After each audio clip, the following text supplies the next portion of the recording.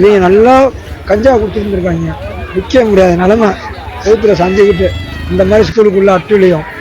என்னடா பண்ணுறீங்க இந்த ஸ்கூலுக்குள்ளே அப்படின்னு கேட்டேன்.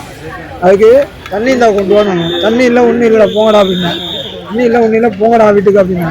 அதுக்கு ஒரே அதே சொன்னாங்க, ஏன்னா அந்த மோனை இந்த மாதிரி சொல்லி எங்கள் தகாத அவர்கிட்ட பேசுனாங்க.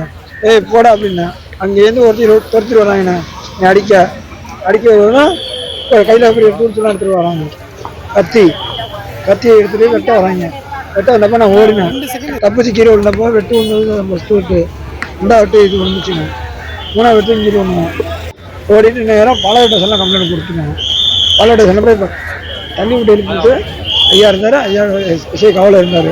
காவல் விட்டால் மாதிரிங்க இந்த இதை வெட்டுனான்னு சொன்னான். சரி இருப்பா பறக்காதப்பா கொஞ்சம் இருப்பா அப்படின்னு சொல்லி பெட்ரோல் ஃபோன் அடிக்கன்னு சொல்லி பெட்ரோல் கடிச்சாங்க.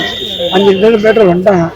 பெட்ரோல் வந்துட்டு அழகாக நடவடிக்கை எடுத்துகிறோம்மா ஜெவனே உட்காரு தண்ணி முடிஞ்சிட்டு பொறுமையாக உட்கார வச்சு நேராக கொண்டு போய் டிஹெச்சில் விடுறேன்னு சொல்லி ஆம்புலன்ஸ் வர சொன்னாங்க.